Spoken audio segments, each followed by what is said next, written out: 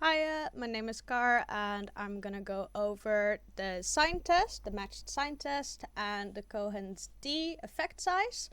Um, I'm gonna give a heads up. I don't like the sign test very much. I think it's convoluted, but it's part of the exam, so we're gonna go over it anyway.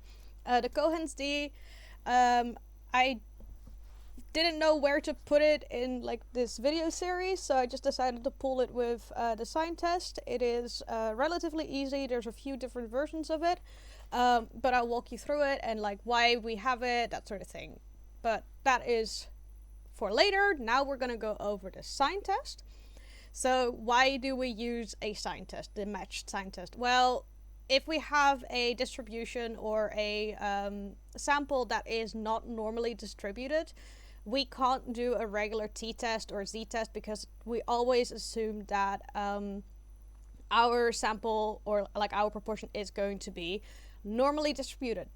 But we don't have that with the sign test. It will lessen our power, but at least we can actually do some calculations with it. And it also doesn't use the mean or the standard deviation. It has a very different way of calculating stuff, which I dislike, but we're not here for my opinion, I guess. So I'm gonna give a little example and I'll walk you through it on what steps to take to do a proper sign test. Alright, I wrote down a little example. So we test a group of people on their English skills and then we let them read a dictionary and then we tested them again. So just like our matched t-test, we are testing the same group twice. And we see that some people improved, some people didn't improve, and some people got worse. What do we do now? Well, we're basically just going to give them pluses and minuses because we don't use means and we don't use standard deviations. We literally just look, well, this person got a 6 on their first test and got a 7 on their first test, so we're giving them a plus, so they improved. This one also improved. This one didn't improve, so we give them a null. This one got worse, so we give them a minus. And this one also improved. Well then, what do we do now? First of all, we're going to go over to our hypotheses, because in sign test we can only do the significance test. We cannot do a confidence interval. So let's go over the hypotheses. Our hypothesis for the sign test is always p plus is 0.5, which means that there's no difference between the two. Nothing improved. Versus our alternative hypothesis is that p plus is more than 5 or less than 5 or whatever. Just a alternative, it's not this one. Now let's look at our n. We see that we have 5 people. However, we see that one person didn't improve. So we're gonna just completely remove that from our calculation. So instead of having an n of 5, we now have an n of 4. So that's for step 1. Then we're gonna go see. We have our p plus is 0.5. And we have our x's plus, which is the ones that actually did get a plus, is 3. And an n of 4. What to do now? We're gonna go over to this form, like this sheet. And we're gonna go see, let's see. We have our n of 4 over here. And we're gonna see over here everything that has, so we have x plus is 3, x plus is 2, x plus is 1, and x plus is 0, and we add all of those together. So let's go over here. We see our number 4, and we see that all of these are going to be added together. Nope, that's the wrong one. This one. All of these are going to be added up together because that is the x3, x2, x1, and x0. So that's all the chances that we have. We add all of those together, which is 0.25 plus 0.375 plus 0.25 plus 0.0625 is 0.9375. 1 minus 9 point blah, blah, blah, like this is 0.0625. If we are going to assume our alpha level of 0.05, because that's just the basics, we see that our p-score is larger than our alpha, therefore we fail to reject. And we assume that the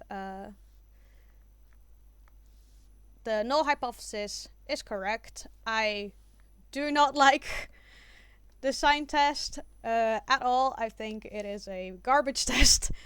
But yeah, it's part of the exam, so just go over it a few times. Try to like memorize how it's done and try to familiarize yourself with this this table. It is table C, by the way. Other than that, I also don't believe there's a lot of questions on the exam about the sign test. So if you really can't like get your head around it, I would just say skip it. It is usually there's like one, maybe two questions that ask about the sign test, and if you feel like you're putting too much effort into this one, focus on the other ones. You can still get a good grade even if you don't focus all of your attention on the sign test. Alright, now let's have a look at the Cohen's d. So the Cohen's d is the effect size. It's the standardized difference between two means. We have a general rule. Let's see. There we go. That a Cohen's d of 0.8 is considered a large effect size, of 0.5 is a medium effect size, of 0.2 is a small effect size, and generally it takes the shape of mean 1 minus mean 2 divided by standard deviation. These can be changed up a little bit, but generally it boils down to this shape. So let's have a look at that. So there's 4 in the document that was shared with us. So it's the one sample z procedure, which is x bar minus mu divided by the standard deviation for the population.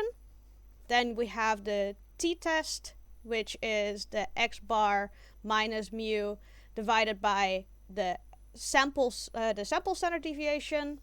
Then we have the paired, which is correlated to the matched t-test, x1 minus x2 divided by standard deviation difference. The standard deviation difference is basically just your s. It is the only reason why they have that d is because it goes over the difference in the matched t-test. But you're only given one s, so just use that s. Then we have the 2 sample, which is the pooled procedure. So now we have an x bar 1 minus x bar 2 divided by the pooled standard deviation. So let's look at an example of that. So let's first look at this one. Let's say that we have a mean of 15 and we had a mu of 12 and we had a standard deviation of 4. Then we're going to plug that in. 15 minus 12 divided by 4 is 0.75, which is a medium to large effect size, because we saw that in this one. It falls in between these two, so it's medium to large. Alright, then let's look at another one. So now let's do this one. We've got a mean of 20. We have a mu of 25. And we have a standard deviation of 7. Let's say that. Well, then we plug that in. X minus mu divided by S, which is, let's see, 20 divided by 25 divided by 7.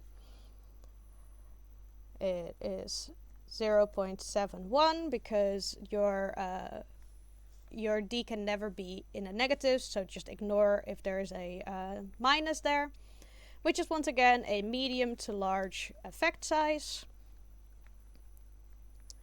Then look at the paired. And let's say that in the second, so we had the group, we're going to make them run. The first time they took 60 seconds, the second time they took 50 seconds, and there is a standard deviation of 15. Plug those in, then you get 60 minus 50 divided by 15 is 0.66, which is a medium to large effect size. And lastly, let's look at the pooled 2 sample. Let's say we have group 1 with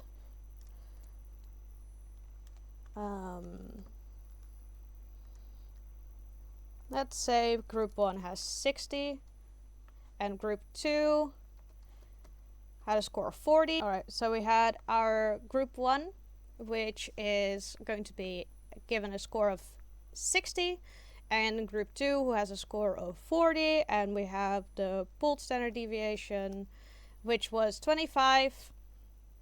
Let's plug that into our calculation. So that is 60 minus 40 divided by 25 is 0.8, which is considered a large effect size. It is basically the same formula over and over and over again, and it just says, it's the standardized difference between the two means. Yeah, there's not a whole lot else to say. I think there's only one more video for me to go over, which is Bayesian statistics, which I'm not the best at, so I'll have to read up on that for a little bit. And then maybe I'll make a last video basically going over the entire course and basically give you little hints on when to use what. But we'll see. Hope this was useful.